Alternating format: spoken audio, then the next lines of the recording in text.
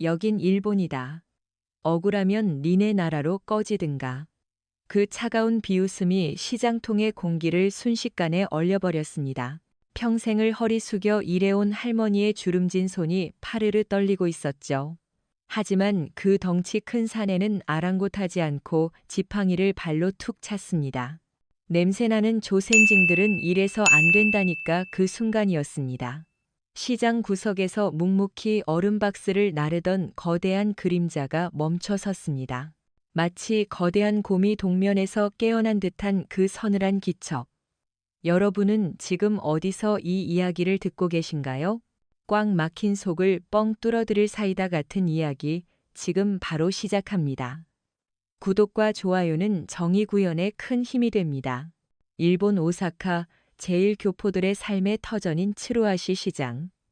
이곳은 매일 아침 김치 냄새와 활기찬 상인들의 목소리로 하루를 시작하는 곳입니다. 최순자 할머니는 이곳에서 40년 넘게 부침개를 부쳐온 터줏대감이었죠. 허리는 굽었고 손가락 마디마디는 굵어졌지만 할머니의 부침개는 고향을 그리워하는 사람들에게 위로가 되는 맛이었습니다. 그런데 그 평화로운 시장의 검은 그림자가 들이우기 시작했습니다. 오전 10시, 아직 손님들이 붐비기 전이었죠. 검은 정장을 빼입은 5명의 남자가 시장 입구에 나타났습니다. 맨 앞 껄렁한 걸음걸이로 껌을 씹으며 들어오는 남자. 바로 이 구역을 관리한다는 야쿠자 간부 카네자키였습니다. 본명은 김준호. 같은 한국인의 피가 흐르면서도 동포들을 누구보다 악랄하게 괴롭히는 배신자였죠. 카네자키가 최순자 할머니의 좌판 앞에 멈춰 섰습니다. 그는 코를 쥐며 인상을 찌푸렸어요. 어이 할망구. 내가 냄새난다고 했지. 장사 접으라고 몇 번을 말해? 최 할머니는 황급히 앞치마로 손을 닦으며 고개를 숙였습니다. 아이고, 오야붕 오셨습니까? 네, 오늘만 장사하고 이번 달세는 꼭 낼게에. 제발 한 번만 봐주이소. 할머니의 애원에도 카네자키는 비웃음만 흘렸습니다. 봐줘? 야, 여기가 자선단체인 줄 알아? 이번 달 보호비가 밀린 게 벌써 3일이야. 이자까지 쳐서 50만엔 지금 당장 내놓던가. 아니면 카네자키의 눈짓 하나에 뒤에 있던 부하들이 낄낄거리며 앞으로 나섰습니다. 그들은 진열된 부침개를 손으로 집어 던지며 행패를 부리기 시작했죠. 이딴 쓰레기 같은 걸 돈 받고 파냐? 부하 한 명이 뜨거운 기름이 담긴 프라이팬을 발로 걷어찼습니다. 챙강. 요란한 소리와 함께 기름이 바닥에 쏟아졌고 고소하던 기름 냄새는 순식간에 공포의 냄새로 바뀌었습니다. 시장 상인들이 놀라 웅성거렸지만 아무도 나서지 못했습니다. 나서면 어떻게 되는지 뼈저리게 알고 있었거든요. 지난달 대들었던 생선 가게 박씨 아저씨가 어떻게 됐는지 기억하시나요? 전치 8주. 경찰은 야쿠자의 편이었습니다. 최 할머니는 바닥에 주저앉아 쏟아진 부침개를 주워 담으며 울먹였습니다. 이러지 마이소. 내 이게 전 재산인데. 그 처량한 모습에 카네자키가 쪼그리고 앉아 할머니와 눈높이를 맞췄습니다. 할망구, 잘 들어. 여긴 일본이다. 니네 나라 법 따위 안 통한다고. 억울하면 니네 나라로 꺼지든가. 모욕이었습니다. 그것도 같은 핏줄에게 듣는 가장 치욕스러운 말. 카네자키는 할머니가 쥐고 있던 꼬깃꼬깃한 지폐 몇 장을 낚아채더니 할머니의 머리를 검지로 툭툭 밀었습니다. 늙었으면 죽어야지 왜 살아서 민폐야? 앙. 바로 그때였습니다. 시장통의 소음이 일순간 멈춘 듯한 느낌. 쿵. 무거운 얼음 박스가 바닥에 내려놓아지는 소리가 둔탁하게 울려 퍼졌습니다. 그 소리는 크지 않았지만 묘하게 묵직했죠. 카네자키의 손이 멈췄습니다. 그림자가 드리워졌습니다. 카네자키가 고개를 돌려 위를 쳐다봤습니다. 그곳에는 거대한 바위 같은 사내가 서 있었습니다. 낡은 작업복에 땀에 젖은 수건을 목에 건 남자. 시장에서 힘쓰는 일은 도맡아 하는 짐꾼. 강철인이었습니다. 평소엔 말 한마디 없이 묵묵히 일만 해서 곰이라고 불리는 사내였죠. 강철이는 아무런 표정도 없이 그저 카네자키를 내려다보고 있었습니다. 그 눈빛은 분노보다는 마치 귀찮은 벌레를 보는 듯한 무심함에 가까웠습니다. 카네자키가 기분이 나쁜 듯 일어섰습니다. 180cm가 넘는 카네자키였지만 강철인 앞에 서니 묘하게 작아 보였습니다. 뭐야, 이 덩치는? 구경났어? 강철이는 대답 대신 바닥에 쏟아진 부침개를 턱으로 가리켰습니다. 주워 담아라. 낮고 굵은 목소리. 동굴 깊은 곳에서 울려 나오는 듯한 저음이었습니다. 카네자키는 자신의 귀를 의심했습니다. 뭐? 강철인이 한 발짝 다가섰습니다. 그 압박감이 어찌나 대단한지 뒤에 있던 부하들이 움찔하며 뒷걸음질 쳤죠. 할머니한테 사과하고 쏟은 거 다 주워 담으라고. 시장 안의 공기가 팽팽하게 당겨졌습니다. 상인들은 숨을 죽였습니다. 저 사람이 미쳤나 봐. 야쿠자한테 대들다니 큰일 났다는 눈빛들이 오갔습니다. 하지만 강철인의 눈동자는 흔들림이 없었습니다. 카네자키의 얼굴이 불그락 푸르락해졌습니다. 자존심에 금이 간 것이죠. 부하들이 보는 앞에서 짐꾼 따위에게 명령을 듣다니. 하, 이 새끼가 돌았나. 야, 내가 누군지 몰라. 카네자키가 강철인의 가슴팍을 손가락으로 찔렀습니다. 딱딱했습니다. 마치 강철판을 찌르는 느낌. 하지만 카네자키는 허세를 부리며 소리쳤습니다. 오사카에서 내 이름 모르면 간첩인데. 너 오늘 제삿날이고 싶냐? 강철이는 카네자키의 손가락을 무시한 채 다시 한번 말했습니다. 3번 말 안 한다. 주워 담아. 야, 죽여버려. 카네자키가 악을 쓰자 뒤에 있던 행동대장급 부하가 주머니에서 잭나이프를 꺼내들며 달려들었습니다. 이 돼지 새끼가. 번쩍이는 칼날이 강철인의 복부를 향해 날아들었습니다. 시장 사람들이 비명을 질렀죠. 안 돼요. 하지만 다음 순간 벌어진 일은 사람들의 눈을 의심케 했습니다. 퍽. 둔탁한 타격음과 함께 칼을 든 부하가 허공으로 붕 떠올랐습니다. 강철인이 피하지도 않고 날아오는 부하의 손목을 낚아채 그대로 업어치기를 해버린 것입니다. 와장창! 부하는 짐짝처럼 과일 가판대 위로 떨어졌고 비명조차 지르지 못한 채 기절해버렸습니다. 단 1초. 짐승 같은 반사신경이었습니다. 정적, 완벽한 정적이 시장을 감쌌습니다. 강철이는 털끝 하나 다치지 않은 채 옷에 묻은 먼지를 툭툭 털며 카네자키를 다시 바라봤습니다. 이제 내 차례인가? 카네자키의 동공이 지진이라도 난 듯 흔들렸습니다. 방금 저 기술은 단순한 힘센 짐꾼의 것이 아니었습니다. 최순자 할머니는 멍하니 그 뒷모습을 바라봤습니다. 떡 벌어진 어깨, 절대 무너지지 않을 것 같은 저 등 어딘가 익숙했습니다. 10년 전 호련히 사라졌던 전설적인 인물의 향기가 났거든요. 강철이는 천천히, 아주 천천히 카네자키를 향해 걸어갔습니다. 여긴 일본이라 법이 안 통한다고 했나? 강철인이 거대한 주먹을 쥐자 뚝뚝 뼈 소리가 났습니다. 잘 됐네.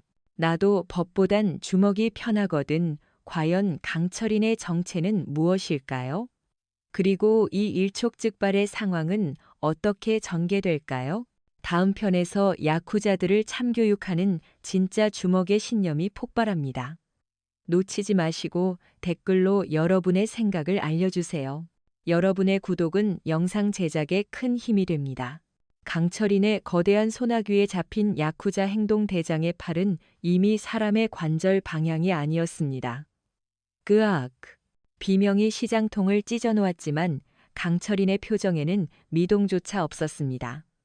마치 나뭇가지를 꺾은 듯 무심한 얼굴이었죠. 카네자키는 본능적으로 뒷걸음질 쳤습니다. 자신의 눈앞에서 벌어진 일이 믿기지 않았으니까요. 오사카 뒷골목에서 잔뼈가 굵은 그였지만 이런 압도적인 살기는 처음이었습니다. 그것은 깡패들의 허세 섞인 살기가 아니라 수많은 전장을 넘나든 군인의 정제된 살기였습니다. 너, 너 이 자식 감히 야쿠자에게 손을 대? 카네자키가 악을 썼습니다. 하지만 그 목소리는 미세하게 떨리고 있었죠. 강철이는 기절한 행동대장을 쓰레기 봉투 던지듯 옆으로 툭 던져버렸습니다. 쿵, 바닥이 울렸습니다. 강철인이 천천히 고개를 들어 카네자키를 응시했습니다. 야쿠자? 그게 뭔데? 내 눈엔 그냥 노인네 등쳐먹는 양아치 새끼들로 보이는데. 그 말에 자존심이 상한 카네자키가 남은 부하 셋에게 소리쳤습니다. 뭐해, 저 새끼 죽여버려. 칼침 놓으라고. 명령이 떨어지자마자 3명의 야쿠자가 품에서 잭나이프와 삼단봉을 꺼내 들고 동시에 달려들었습니다. 상인들은 눈을 질끈 감았습니다. 아무리 덩치가 커도 무기를 든 3명을 당해낼 순 없어 보였으니까요. 하지만 강철인에게는 그들의 움직임이 슬로우 모션처럼 보였습니다. 첫 번째 놈이 삼단봉을 휘두르자 강철이는 고개를 살짝 까딱해 피하더니 곧바로 주먹을 놈의 명치에 꽂아 넣었습니다. 퍽 소리가 아닌 마치 가죽 포대가 터지는 듯한 파열음이 났습니다. 놈은 숨도 쉬지 못하고 거품을 물며 그 자리에 고꾸라졌습니다. 동시에 왼쪽에서 칼을 찌르려던 놈의 손목을 잡고 그대로 비틀어 버렸죠. 우두둑. 뼈 부러지는 소리가 시장 상인들의 귓가에 생생하게 박혔습니다. 마지막 놈은 겁에 질려 멈칫했습니다. 강철이는 그놈의 멱살을 잡아 번쩍 들어 올리더니 카네자키의 발 앞에 내동댕이 쳤습니다. 단 10초, 상황이 종료되는데 걸린 시간입니다. 카네자키는 다리가 풀려 주저앉을 뻔했습니다. 강철인이 뚜벅뚜벅 걸어와 카네자키의 뺨을 툭툭 쳤습니다. 그 손길은 부드러웠지만 카네자키에게는 사신의 손길처럼 느껴졌습니다. 여기가 일본이라서 내 주먹이 안 통할 거라고 했냐? 강철인이 낮게 으르렁거렸습니다. 통하는지 안 통하는지 내 몸으로 직접 확인해 볼래? 카네자키의 얼굴이 백지장처럼 하얗게 질렸습니다. 오줌을 지릴 것 같은 공포. 하지만 여기서 물러나면 조직에서의 입지가 끝장난다는 생각에 그는 바들바들 떨면서도 도끼를 품었습니다. 너 후회하게 될 거야. 우리 구로다 구미 널 가만둘 것 같아? 강철이는 피식 웃으며 카네자키의 넥타이를 잡고 자신의 얼굴로 끌어당겼습니다. 그리고 귓가에 속삭였죠. 그 말은 카네자키의 심장을 얼어붙게 만들기에 충분했습니다. 구로다 구미? 가서 전에 짐승 건드리면 사냥꾼도 목숨 걸어야 한다고. 강철이는 잡고 있던 넥타이를 거칠게 놓았습니다. 카네자키는 엉덩방아를 또으며 뒤로 나자빠졌죠. 꼴사나운 모습이었습니다. 그는 바닥을 기어 도망치듯 물러나면서도 악에 받친 눈빛을 거두지 않았습니다. 두고 봐, 반드시 죽여버린다. 이 시장 바닥을 피바다로 만들어주마. 카네자키와 부하들이 꽁무니를 빼고 도망치자 시장에는 다시 적막이 찾아왔습니다. 최순자 할머니가 떨리는 손으로 강철인의 옷자락을 잡았습니다. 아이고, 총각 큰일 났어. 저놈들이 어떤 놈들인데. 어서 도망가. 내 걱정 말고 어서. 할머니의 눈에는 눈물이 가득했습니다. 자신 때문에 죄 없는 청년이 야쿠자의 표적이 되었다는 죄책감 때문이었죠. 주변 상인들도 우르르 몰려 나왔습니다. 강씨 이거 보통 일이 아니야. 경찰에 신고해도 소용없어.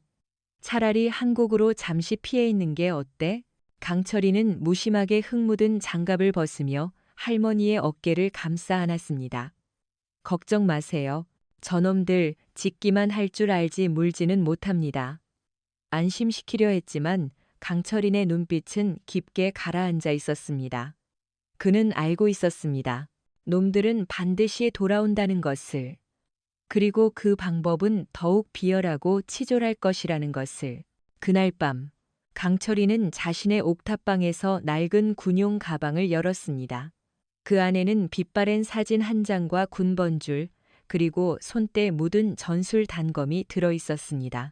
사진 속 젊은 강철이는 대한민국 국군정보사령부 HID 특수임무대 군복을 입고 있었지만 눈에는 생기가 없었습니다. 과거 작전 중 민간인을 지키지 못했던 트라우마. 그 죄책감 때문에 그는 스스로 짐승이 되기를 포기하고 이곳 오사카로 도망쳐와 짐꾼으로 살고 있었습니다. 조용히 살고 싶었는데 강철이는 거울 속에 비친 자신의 상처투성이 몸을 바라봤습니다. 등 뒤에 새겨진 끔찍한 칼자국들이 꿈틀거리는 듯 했습니다. 그는 주먹을 꽉 쥐었습니다. 이번만큼은 지키지 못해서 후회하는 일은 만들고 싶지 않았습니다. 하지만 그는 몰랐습니다. 그가 잠든 사이 카네자키가 준비한 복수가 인간의 도리를 넘어선 악마의 짓이라는 것을. 새벽 3시 츠루아시 시장 입구에 검은 승합차 3대가 조용히 미끄러져 들어왔습니다. 검은 승합차에서 내린 것은 쇠파이프와 화염병을 든 복면 쓴 남자들 20여 명이었습니다. 카네자키는 차 안에서 차가운 미소를 지으며 무전기에 대고 명령했습니다. 박살내, 하나도 남기지 말고. 와장창. 고요한 새벽 시장의 정적을 깨고 유리가 박살나는 소리가 울려 퍼졌습니다. 최순자 할머니의 부침개 가게가 첫 번째 타깃이었습니다. 놈들은 닥치는 대로 때려 부수고 휘발유를 뿌렸습니다. 불길이 치솟았습니다. 매캐한 연기가 피어오르고 순식간에 시장 골목은 아수라장이 되었습니다. 하지만 이것은 시작에 불과했습니다. 카네자키의 진짜 목표는 따로 있었습니다. 시장 안쪽 최 할머니와 단둘이 살고 있는 18살 손녀 지은이였습니다. 지은이는 부모를 잃고 할머니와 서로 의지하며 사는 착한 아이였습니다. 할머니, 무슨 일이야? 불길에 놀라 뛰쳐나온 지은이의 입을 거친 손이 틀어막았습니다. 읍. 지은이는 발버둥 쳤지만 건장한 사내들에게 끌려가 승합차에 태워졌습니다. 뒤늦게 달려나온 최 할머니가 맨발로 아스팔트 바닥을 기어가며 차를 쫓았습니다. 지은아, 안 된다. 내 새끼 데려가지 마라. 이놈들아. 할머니는 승합차의 범퍼를 잡고 매달렸지만 카네자키는 잔인하게도 차를 출발시켰습니다. 할머니는 바닥에 나뒹굴며 피투성이가 되었습니다. 승합차 창문이 열리고 카네자키가 쪽지 하나를 바닥에 던졌습니다. 새벽 운동을 마치고 돌아오던 강철인이 이 광경을 목격한 것은 불과 10분 뒤였습니다.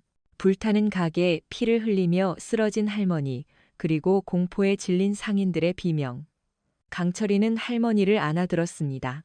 할머니는 떨리는 손으로 카네자키가 던진 쪽지를 강철인에게 건넸습니다. 쪽지에는 피 묻은 글씨로 이렇게 적혀 있었습니다. 내 놈이 영웅놀이한 대가다. 손녀를 찾고 싶으면 제 발로 찾아와라. 클럽 오닉스. 혼자 와야 할 거다.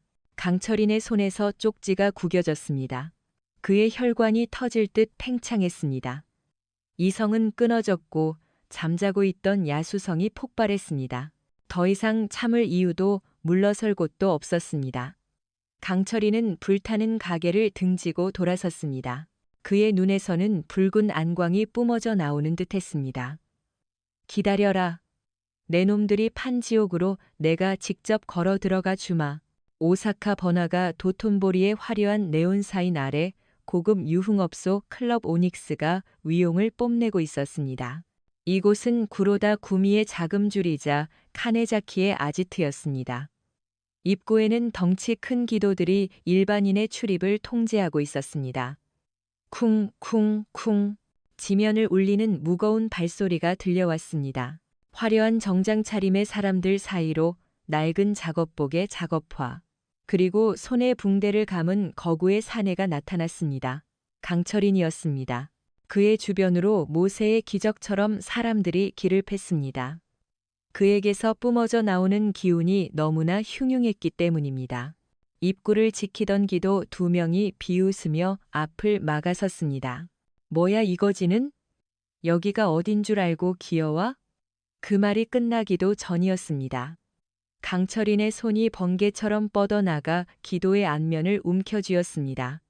콰직 그대로 바닥에 꽂아버렸습니다. 아스팔트에 머리를 박은 기도는 비명도 지르지 못하고 기절했습니다. 옆에 있던 다른 기도가 무전기를 꺼내려 하자 강철인의 로우킥이 그의 허벅지를 강타했습니다. 뼈가 으스러지는 소리와 함께 놈은 고꾸라졌습니다. 강철이는 쓰러진 놈들을 거들떠보지도 않고 회전문 안으로 들어갔습니다. 클럽 안은 쿵짝거리는 음악 소리와 술 냄새, 담배 연기로 가득했습니다. 수많은 야쿠자들이 술을 마시고 있었고 무대 중앙 VIP석에는 카네자키가 다리를 꼬고 앉아 있었습니다. 그의 옆에는 재갈이 물린 채 공포에 떨고 있는 지은이가 있었습니다. 음악 소리가 멈췄습니다. 강철인의 등장에 모든 시선이 집중되었습니다. 카네자키가 박수를 치며 일어났습니다. 오, 진짜 왔네. 제 발로 죽으러 오는 멍청이가 있다니. 카네자키의 손짓에 클럽 안에 있던 30여 명의 야쿠자들이 일제히 자리에서 일어나 무기를 꺼내 들었습니다. 야구 방망이, 회칼, 깨진 술병, 사방이 적이었습니다. 강철이는 지은이와 눈을 맞췄습니다. 조금만 기다려. 눈빛으로 말한 그는 천천히 넥타이를 푸는 시석을 하며 비록 작업복이었지만 목을 좌우로 꺾었습니다. 우두둑, 소름 끼치는 소리가 클럽 안에 울렸습니다. 야, 김준호. 아니, 카네자키. 강철인의 목소리가 음악이 꺼진 클럽을 채웠습니다. 오늘 영업 끝났다. 너희들 장례식이나 준비해. 죽여, 저 새끼 회를 쳐서 도톤보리 강에 던져버려. 카네자키의 고함과 함께 30명의 야쿠자가 벌떼처럼 달려들었습니다. 좁은 클럽 통로, 도망칠 곳은 없었습니다. 일반인이라면 공포에 질려 주저앉았겠지만 강철인에게 이곳은 익숙한 전장이었습니다. 그는 HID 시절 북파 공작 임무를 수행하며 이보다 더한 상황에서도 살아남았던 인간 병기였습니다. 선두의 선놈이 야구 방망이를 휘둘렀습니다. 강철이는 피하는 대신 팔뚝으로 방망이를 받아냈습니다. 퍽! 뼈가 부러질 듯한 충격이었지만 그는 눈 하나 깜짝하지 않았습니다. 오히려 그 틈을 타 상대의 멱살을 잡고 들어올려 뒤따라오던 놈들에게 볼링핀처럼 던져버렸습니다. 와르르 4~5명이 한꺼번에 넘어졌습니다. 이 괴물 새끼가 옆에서 칼을 든 놈이 찔러왔습니다. 강철이는 상체를 숙여 피함과 동시에 놈의 무릎 관절을 밟아버렸습니다. 끄악! 놈의 다리가 반대로 꺾였습니다. 강철이는 비명 지르는 놈을 방패 삼아 다른 놈들의 공격을 막아냈습니다. 그의 주먹이 닿는 곳마다 턱이 돌아가고 갈비뼈가 함몰되었습니다. 그것은 싸움이 아니라 일방적인 폭력이었습니다. 화려한 무술 동작 따위는 없었습니다. 오직 적을 가장 빠르고 효율적으로 파괴하는 살인 기술뿐이었습니다. 눈을 찌르고 목을 치고 급소를 가격하는 동작들이 물 흐르듯 이어졌습니다. 클럽 바닥은 순식간에 피와 신음소리로 뒤덮였습니다. 2층 난간에서 이 광경을 지려보던 카네자키의 입가에 웃음기가 사라졌습니다. 30대 1. 숫자의 우위가 무색하게 부하들이 추풍낙엽처럼 쓰러지고 있었으니까요. 강철이는 마치 성난 황소처럼 적진을 뚫고 카네자키가 있는 VIP석을 향해 한 걸음씩 다가오고 있었습니다. 피칠갑이 된 그의 얼굴은 더 이상 사람의 것이 아니었습니다. 카네자키가 다급하게 품에서 권총을 꺼내려 했습니다. 하지만 강철이는 바닥에 떨어져 있던 맥주병을 집어들어 정확하게 카네자키의 손을 향해 던졌습니다. 쨍그랑 병이 산산조각 나며 파편이 카네자키의 손에 박혔습니다. 아악! 총이 바닥으로 떨어졌습니다. 강철인이 계단을 성큼성큼 올라왔습니다. 이제 그와 카네자키 사이를 막는 것은 아무것도 없었습니다. 강철인이 2층에 당도했습니다. 카네자키는 피 흐르는 손을 부여잡고 뒷걸음질 쳤습니다. 오지마. 오면 이 계집애 죽여버릴 거야. 카네자키가 떨어진 과도를 집어들어 지은이의 목에 겨눴습니다. 비열함의 극치였습니다. 강철인의 걸음이 멈췄습니다. 거친 숨을 몰아쉬는 그의 몸에선 하얀 입김이 피어올랐습니다. 비겁한 새끼. 강철인이 씹어뱉듯 말했습니다. 남자답게 덤빌 배짱도 없나? 카네자키는 히스테릭하게 웃었습니다. 배짱? 승리하는 게 정이야. 꿇어. 무릎 꿇지 않으면 그어버린다. 지은이의 목에 붉은 선이 그어지며 피가 맺혔습니다. 지은이는 공포에 질려 눈물만 흘렸습니다. 강철이는 주먹을 꽉 쥐었습니다. 손톱이 살을 파고들었습니다. 그가 천천히 무릎을 굽혔습니다. 쿵! 강철인의 무릎이 바닥에 닿았습니다. 카네자키가 광소를 터뜨렸습니다. 하하하. 봐. 별거 아니잖아. 그 대단한 주먹도 인질 앞에선 방심한 순간이었습니다. 강철인의 눈빛이 번뜩였습니다. 무릎을 꿇은 것은 항복이 아니라 추진력을 얻기 위함이었습니다. 그가 바닥을 박차고 튀어나갔습니다. 인간의 속도가 아니었습니다. 카네자키가 반응하기도 전에 강철인의 손날이 카네자키의 손목을 강타했습니다. 칼이 허공으로 날아갔습니다. 이어서 강철인의 박치기가 카네자키의 콧뼈를 강타했습니다. 팍! 콧뼈가 주저앉는 소리와 함께 카네자키는 뒤로 나뒹굴었습니다. 강철인은 지은이를 감싸 안아 뒤로 물렸습니다. 눈 감고 있어라. 지금부터는 애들이 볼 게 아니다. 강철이는 쓰러진 카네자키의 멱살을 잡아 일으켰습니다. 그리고 시작되었습니다. 참교육의 시간이. 퍽. 이건 할머니 목. 퍽. 이건 가게 부순 목. 퍽. 이건 지은이 겁준 목. 좌우 연타가 들어갈 때마다 카네자키의 얼굴은 원형을 알아볼 수 없게 뭉개졌습니다. 이빨이 옥수수 털리듯 바닥에 우수수 쏟아졌습니다. 살려줘. 천하의 야쿠자 간부가 피눈물을 흘리며 애원했습니다. 하지만 강철인의 주먹은 멈추지 않았습니다. 마지막 피니시 블로를 날리려는 순간 클럽 입구에서 사이렌 소리와 함께 고함이 들려왔습니다. 꼼짝 마, 오사카 경찰이다. 수십 명의 경찰들이 총을 겨누고 들이닥쳤습니다. 그런데 이상했습니다. 총구는 쓰러진 야쿠자들이 아닌 강철인을 향하고 있었습니다. 무기 버리고 손들어 저항하면 발포한다. 경찰팀장 타나카가 소리쳤습니다. 그는 구로다 구미에게서 막대한 뇌물을 받고 뒤를 봐주는 부패 경찰이었습니다. 강철이는 주먹을 허공에 멈춘 채 타나카를 노려봤습니다. 바닥에는 납치범들과 흉기가 널려 있고 피해자인 지은이가 울고 있는데도 경찰은 강철인을 범죄자 취급하고 있었습니다.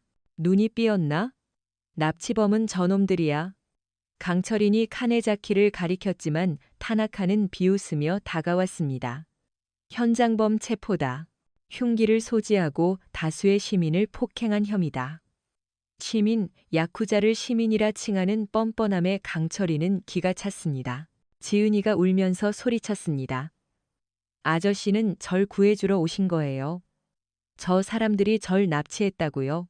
하지만 타나카는 부하들에게 눈짓했습니다. 여경들이 와서 지은이를 강제로 끌고 갔습니다. 보호 조치에. 시끄러우니까 입 다물게 하고. 그리고 타나카는 강철인에게 다가와 수갑을 채웠습니다. 강철인은 반항할 수 있었지만 지은이가 다칠까봐 참았습니다. 타나카는 강철인의 귀에 대고 속삭였습니다. 여긴 일본이야.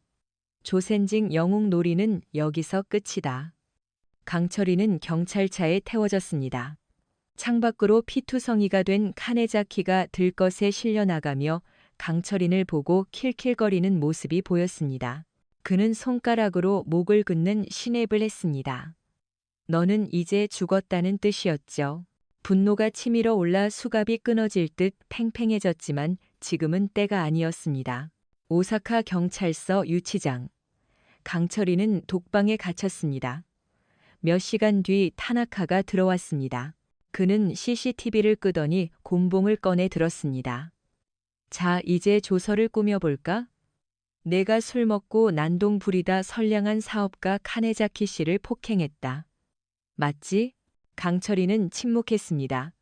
타나카의 곤봉이 강철인의 복부를 강타했습니다. 소리도 내지 않는 강철인을 보며 타나카는 더욱 악랄하게 폭행을 이어갔습니다. 하지만 강철인은 고통보다 더 큰 걱정이 있었습니다. 자신이 여기에 묶여 있는 동안 카네자키 놈들이 다시 할머니와 지은이를 해코지 할까봐. 그때 면회실 문이 열리고 붕대를 칭칭 감은 카네자키가 휠체어를 타고 들어왔습니다. 경찰서 안을 제 집처럼 드나드는 꼴이었습니다. 그는 퉁퉁 부은 입술로 비열하게 웃었습니다. 어이, 강철인. 내가 여기 있는 동안 내가 뭘 할지 궁금하지 않냐? 카네자키는 휠체어를 강철인의 철창 앞으로 바짝 댔습니다. 내가 감방에서 썩는 동안 그 할망구랑 계집애는 지옥을 보게 될 거야. 이번엔 가게만 부수는 걸로 안 끝나. 아예 오사카 바닥에서 증발시켜주지. 강철인이 철창을 부여잡았습니다. 쇠창살이 휘어질 듯 찌그러졌습니다. 건드리면 널 죽이고 내 뒤를 봐주는 놈들까지 모조리 씹어먹어주마. 강철인의 살기에 타나카조차 움찔하며 뒤로 물러섰습니다. 하지만 카네자키는 믿는 구석이 있었습니다. 해봐. 넌 이제 전과자의 불법 체류자 신세가 될 테니까. 내일 검찰로 송치되면 넌 끝이야. 카네자키는 낄낄거리며 돌아갔습니다. 타나카도 흥이 깨졌는지 나갔습니다. 어두운 유치장에 홀로 남은 강철인. 그는 깊은 한숨을 내쉬었습니다. 이대로 당할 수는 없었습니다. 그는 바지춤 깊숙한 곳에 숨겨두었던 아주 작은 칩을 꺼냈습니다. HID 요원 시절 비상시를 대비해 몸에 지니고 다니던 비상통신 모듈이었습니다. 낡았지만 아직 작동할지 미지수였습니다. 그는 식판에 나온 젓가락을 부러뜨려 칩의 미세한 스위치를 눌렀습니다. 띠띠띠 미약한 신호가 발신되었습니다. 이것은 대한민국 국정원 산하 블랙 요원들에게만 전송되는 SOS 신호. 수신자는 단 한 명. 과거 자신의 팀장이자 현재 국제 변호사로 위장해 활동 중인 박태수였습니다. 신호가 잡힐 확률은 10% 미만, 하지만 강철이는 그 희박한 확률에 모든 것을 걸었습니다. 다음 날 아침, 강철인이 검찰로 이송되기 위해 수갑을 차고 경찰서 로비로 나왔습니다. 타나카는 승리감에 도취되어 콧노래를 부르고 있었죠. 그때 경찰서 정문이 벌컥 열리며 검은 슈트를 입은 남자들과 한 명의 중년 신사가 들어왔습니다. 날카로운 눈매, 딱 떨어지는 핏의 명품 정장, 박태수였습니다. 그는 타나카 앞을 가로막고 서류 뭉치를 던졌습니다. 오사카 경찰서장입니까? 저는 국제인권 변호사 박태수입니다. 제 의뢰인 강철인 씨에 대한 불법 구금 및 고문 행위에 대해 항의하러 왔습니다. 타나카가 코웃음을 쳤습니다. 변호사? 야쿠자 폭행범한테 무슨 변호사야? 그러자 박태수는 품에서 또 다른 서류, 붉은 도장이 찍힌 외교 문서를 꺼내 들었습니다. 이건 대한민국 영사관과 인터폴에서 발급한 공문입니다. 강철인 씨는 단순 폭행범이 아니라 국제범죄 조직 수사에 협조 중인 중요 참고인입니다. 지금 당장 신병을 인도하지 않으면 이것은 외교 문제로 비화될 겁니다. 박태수의 거짓말은 완벽했습니다. 사실 공문은 위조에 가까웠지만 HID의 정보력을 동원해 진짜처럼 만든 것이었죠. 타나카의 얼굴이 흑빛이 되었습니다. 외교 문제라는 말에 서장까지 달려나왔습니다. 서장은 타나카의 뺨을 때리고 굽실거렸습니다. 오해십니다. 절차대로 조사 중이었습니다. 박태수는 강철인의 수갑을 풀어주며 윙크했습니다. 오랜만이다, 곰. 꼴이 이게 뭐냐? 강철인은 쓴 웃음을 지었습니다. 살다 보니 별일이 다 있네. 형이 올 줄은 몰랐어. 경찰서를 걸어 나오는 강철인의 등 뒤로 타나카의 분한 시선이 꽂혔습니다. 차에 타자마자 박태수의 표정이 진지해졌습니다. 철인아, 상황이 안 좋다. 내가 건드린 놈들 구로다 구미가 단순 야쿠자가 아니야. 뒤에 극우 정치 세력이 있어. 그놈들이 이번 일을 계기로 제1교포 상권을 완전히 밀어버리려고 해. 강철이는 주먹을 꽉 쥐었습니다. 할머니랑 지은이는 안전한 곳으로 옮겼어. 내 팀원들이 지키고 있다. 하지만 놈들이 오늘 밤 오사카 항구로 대규모 밀수품을 들여오면서 겸사겸사 시장 상인들을 습격할 계획이라는 첩보가 있어. 강철인의 눈이 다시 맹수처럼 번뜩였습니다. 오늘 밤이라고? 박태수는 트렁크를 열었습니다. 그곳에는 방탄조끼와 전술 장갑, 그리고 강철인이 옛날에 쓰던 무기들이 들어 있었습니다. 법으로 해결하기엔 놈들의 뿌리가 너무 깊어. 내 방식대로 해라.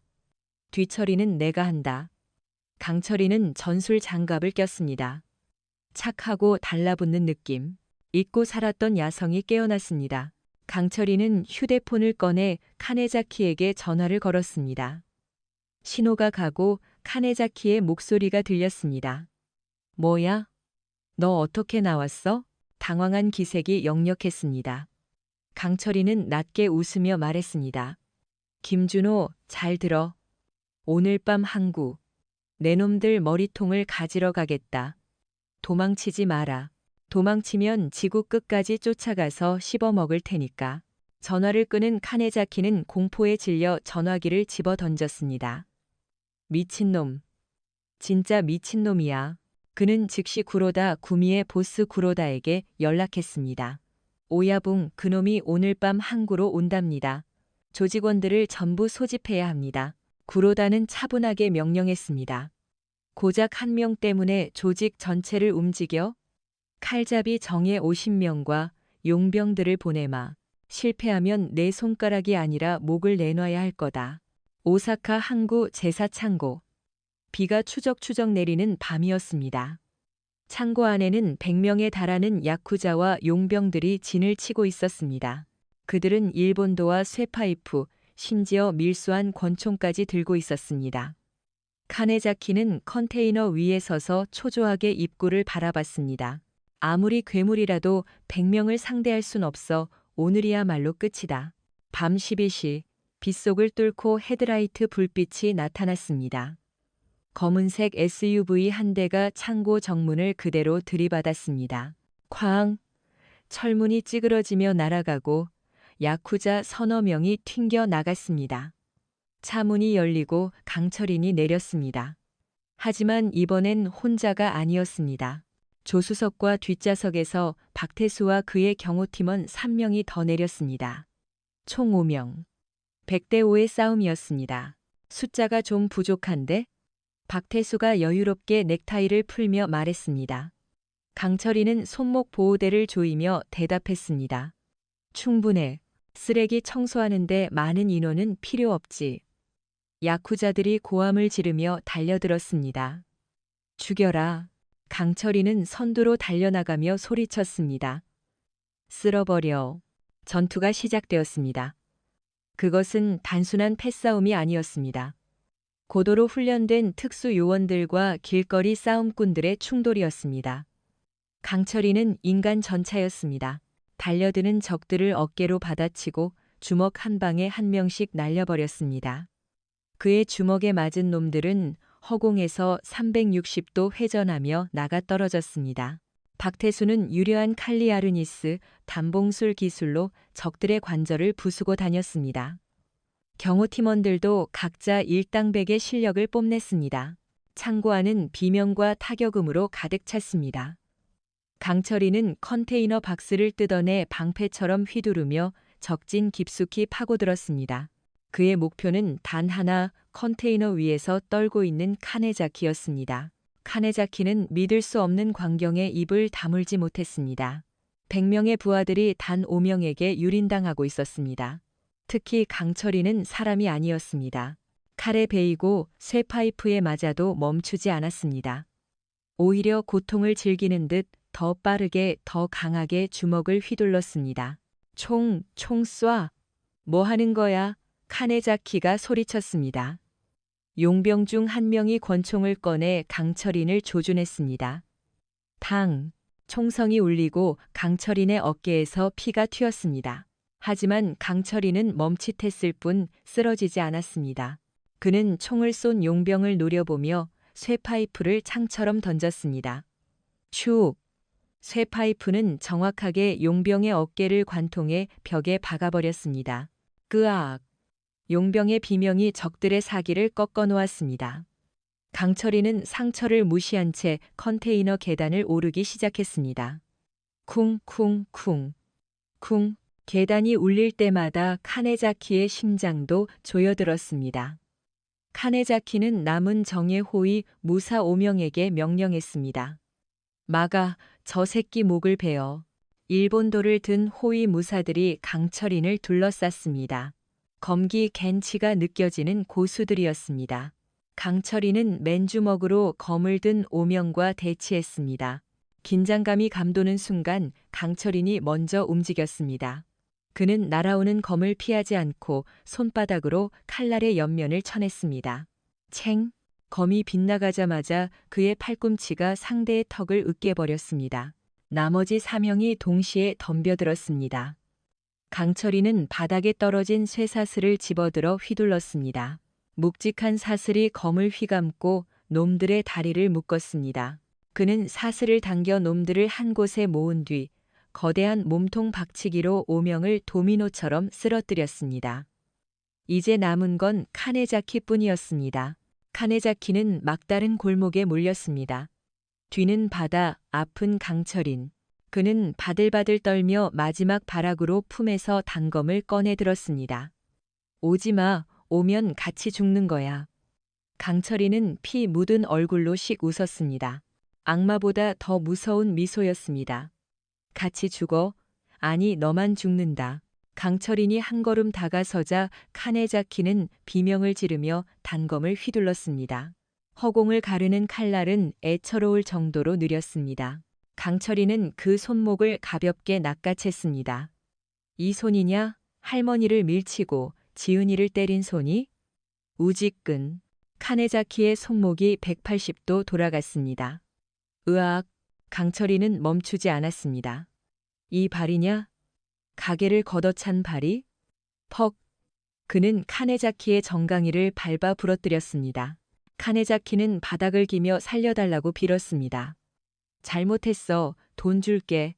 내 전 재산 다 줄게. 살려만 줘. 강철이는 카네자키의 머리채를 잡고 들어올려 눈을 맞췄습니다. 돈, 내 놈이 뺏어간 건 돈이 아니야. 사람들의 꿈이고 평범한 일상이야. 돈으로 갚을 수 있는 게 아니라고. 강철이는 카네자키를 들어올려 컨테이너 난간 밖으로 내밀었습니다. 아래는 시커먼 바닷물이 출렁이고 있었습니다. 제발 말할게. 구로다 오야붕의 비자금 장부, 경찰 매수 리스트 다 있어. 금고에 다 있다고. 살기 위해 조직을 배신하는 비열함. 강철이는 그를 다시 끌어당겨 바닥에 패대기 쳤습니다. 그 장부 어디 있냐? 카네자키는 덜덜 떨며 사무실 금고의 위치와 비밀번호를 불었습니다. 강철이는 박태수에게 신호를 보냈습니다. 박태수는 이미 경찰과 언론에 연락을 취해둔 상태였습니다. 그때 창고 밖에서 헬리콥터 소리가 들려왔습니다. 구로다 보스가 직접 헬기를 타고 도주하려는 것이었습니다. 카네자키가 비틀린 입으로 웃었습니다. 크크, 넌 끝났어. 오야붕은 절대 안 잡혀. 넌 이제 일본 전체 야쿠자의 적이다. 하지만 강철이는 태연하게 바닥에 떨어진 야구공만 한 쇠구슬 베어링을 집어들었습니다. 도망? 누가 가게 둔대? 강철이는 헬기를 향해 쇠구슬을 전력 투구했습니다. 괴력의 투구. 쇠구슬은 총알처럼 날아가 헬기의 꼬리 날개 회전축을 정확히 강타했습니다. 과직 헬기가 균형을 잃고 빙글빙글 돌더니 창고 앞마당에 불시착했습니다. 카네자키의 눈이 튀어나올 듯 커졌습니다. 저게 사람인가? 추락한 헬기에서 구로다 보스가 기어 나왔습니다. 경호원들은 이미 기절해 있었죠. 강철인과 박태수, 그리고 부상당한 몸을 이끌고 온 경호팀이 헬기를 포위했습니다. 구로다는 늙은 여우답게 상황을 파악하고 침착한 척했습니다. 자네들 실력이 좋군. 내 밑으로 들어오게. 오사카의 절반을 주지. 강철이는 구로다 앞으로 걸어가 그의 명품 양복에 피 묻은 손을 닦았습니다. 난 쓰레기장 주인에는 관심 없다. 그때 사이렌 소리가 항구를 가득 채웠습니다. 이번에는 타나카가 이끄는 부패 경찰이 아닌 박태수가 연락한 도쿄 경시청의 특수수사대와 인터폴이었습니다. 경찰들이 들이닥쳐 야쿠자들을 체포하기 시작했습니다. 구로다와 카네자키는 수갑을 찼습니다. 카네자키는 끌려가면서 강철인을 보며 소리쳤습니다. 이게 끝인 줄 알아? 감방에서 나가면 널 갈기갈기 찢어 죽일 거야. 강철이는 그에게 다가가 마지막으로 명치에 주먹을 꽂아 넣었습니다. 카네자키가 숨을 못 쉬고 쓰러지자 강철인이 말했습니다. 감방에서 평생 썩어라. 나오면 그땐 진짜 죽는다. 카네자키가 불었던 비자금 장부와 매수 리스트는 박태수의 손에 의해 언론에 공개되었습니다. 일본 정계와 경찰 고위층까지 연루된 대형 스캔들이 터진 것입니다. 구로다 구미는 공중분해되었고 카네자키는 조직을 배신한 죄로 감방 안에서도 야쿠자들의 표적이 되어 지옥 같은 삶을 살게 되었습니다. 새벽이 밝아오고 있었습니다. 비는 그쳤고 항구에는 붉은 태양이 떠올랐습니다. 강철이는 피투성이가 된 몸으로 바다를 바라보며 담배 한 대를 피워 물었습니다. 지독하게 긴 밤이었습니다. 박태수가 다가와 어깨를 두드렸습니다. 수고했다. 이제 한국으로 돌아갈 거냐? 강철이는 연기를 길게 내뿜으며 고개를 저었습니다. 아니, 아직 할 일이 남았어. 강철이는 병원도 가지 않고 곧바로 츠루아시 시장으로 향했습니다. 아침 시장은 난장판이 된 그대로였습니다. 하지만 놀라운 광경이 벌어지고 있었습니다. 상인들이 하나둘씩 나와 묵묵히 잔해를 치우고 있었던 것입니다. 최순자 할머니와 붕대를 감은 지은이도 보였습니다. 강철인이 나타나자 상인들이 하던 일을 멈추고 그를 바라봤습니다. 피범벅이 된 옷, 터진 입술, 절뚝거리는 다리. 하지만 그 누구보다 듬직한 모습, 지은이가 울음을 터뜨리며 달려와 강철인의 품에 안겼습니다. 아저씨, 흑흑 고마워요. 정말 고마워요. 강철이는 투박한 손으로 지은이의 머리를 쓰다듬었습니다. 괜찮다. 이제 아무도 너희를 괴롭히지 못해. 최 할머니가 절뚝이며 다가와 강철인의 손을 잡고 놓지 않았습니다. 이 은혜를 어찌 갚고 내 평생 잊지 않을게에. 주변 상인들이 박수를 치기 시작했습니다. 처음엔 작았던 박수 소리가 점점 커져 시장 전체를 울렸습니다. 강씨 고마워요. 진짜 사나이다. 강철이는 쑥스러운 듯 뒷머리를 긁적이며 씩 웃었습니다. 곰 같은 순박한 미소가 돌아왔습니다. 며칠 뒤 시장은 다시 활기를 되찾았습니다. 구로다 구미가 사라지자 상인들은 더 이상 보호비를 낼 필요가 없게 되었고 웃음꽃이 피었습니다. 강철이는 여전히 시장에서 얼음박스를 나르고 있습니다. 하지만 이제 사람들은 그를 단순한 짐꾼으로 보지 않습니다. 시장의 수호신 우리 강씨가 되었죠. 어느 날 오후 박태수가 시장에 찾아와 부침개를 먹으며 물었습니다. 야, 국정원에서 너 복귀하란다. 다시 요원으로 뛸 생각 없냐? 강철이는 얼음 박스를 어깨에 메며 대답했습니다. 됐어.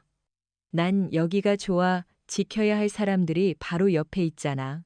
강철인이 땀을 닦으며 환하게 웃는 모습 위로 카메라가 줌아웃됩니다. 오사카의 하늘은 그 어느 때보다 맑고 푸릅니다. 정의는 살아있고 신념을 가진 주먹은 결코 지지 않습니다. 여러분, 오늘의 사이다 이야기 어떠셨나요? 악은 반드시 처단된다는 진리 통쾌하셨다면 구독과 좋아요 부탁드립니다. 저는 더 가슴 뜨거운 이야기로 다시 찾아오겠습니다. 감사합니다. 여러분, 방금 들려드린 오사카 츠루아시 시장의 이야기, 그 뜨거운 열기가 아직 가슴 속에 남아 계신가요?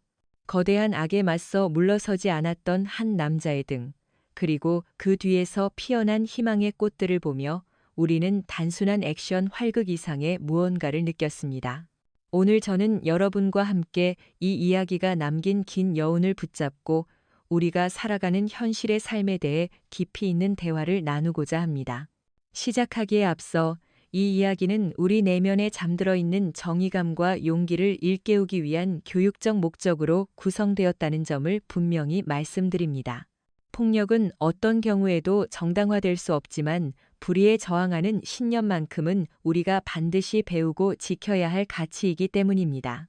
우리가 강철인이라는 인물에게 그토록 열광하고 가슴이 뛰었던 이유는 무엇일까요? 그것은 아마도 우리 모두의 마음속 깊은 곳에 지키고 싶은 소중한 것들이 존재하기 때문일 것입니다. 강철인은 단순히 힘이 센 남자가 아니었습니다. 그는 과거의 상처를 안고 평범한 짐꾼으로 살아가려 했던, 어쩌면 우리 주변에서 흔히 볼 수 있는 침묵하는 다수 중 한 명이었습니다. 하지만 그 침묵을 깬 것은 자신의 안위가 아니었습니다. 힘없는 할머니의 눈물, 공포에 질린 소녀의 비명, 그리고 무너져가는 이웃들의 삶이 그를 다시 야수가 아닌 수호자로 깨웠습니다. 여기서 우리는 첫 번째 인생의 교훈을 얻습니다. 진정한 힘이란 남을 짓밟고 올라서는 것이 아니라 쓰러진 누군가를 일으켜 세우는데 쓰일 때 비로소 그 가치를 바란다는 것입니다. 카네자키와 구로다 같은 인물들은 힘을 권력과 돈을 얻는 도구로만 생각했습니다. 그들은 약자를 괴롭히며 자신의 존재감을 확인하려 했죠. 하지만 강철이는 달랐습니다.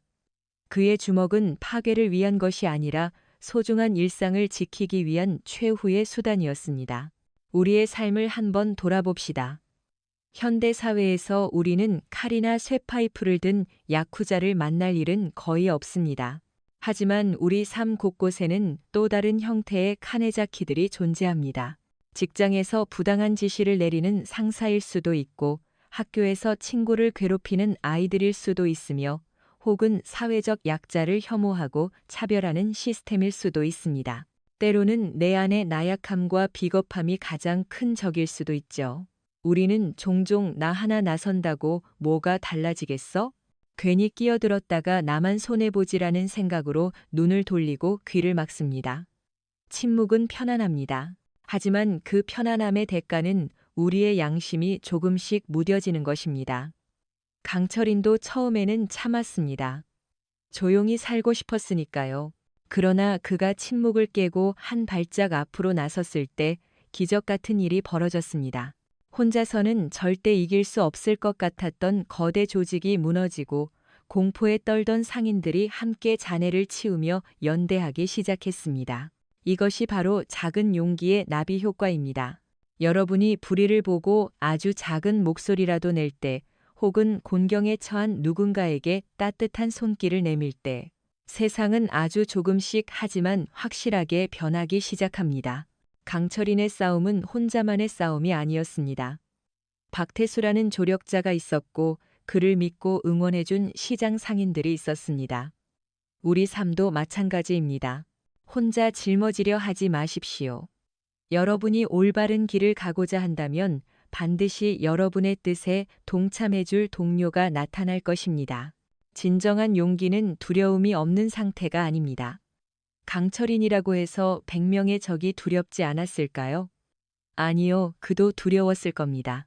하지만 그는 두려움보다 지켜야 할 가치를 더 중요하게 여겼습니다. 다리가 떨려도 손에 땀이 차도 이건 아니다라고 말할 수 있는 용기. 그것이 바로 주먹의 신념이 우리에게 전하는 메시지입니다. 또한 이 이야기는 상처의 치유에 대해서도 말하고 있습니다. 강철이는 과거 작전 실패로 인한 트라우마를 가지고 있었습니다. 그는 자신을 용서하지 못한 채 숨어 살았죠. 하지만 지은이를 구하고 할머니를 지켜내면서 그는 비로소 과거의 악몽에서 벗어날 수 있었습니다. 남을 구하는 행위가 결국은 자기 자신을 구원한 것입니다. 우리는 살면서 크고 작은 상처를 받습니다. 실패할 수도 있고 좌절할 수도 있습니다.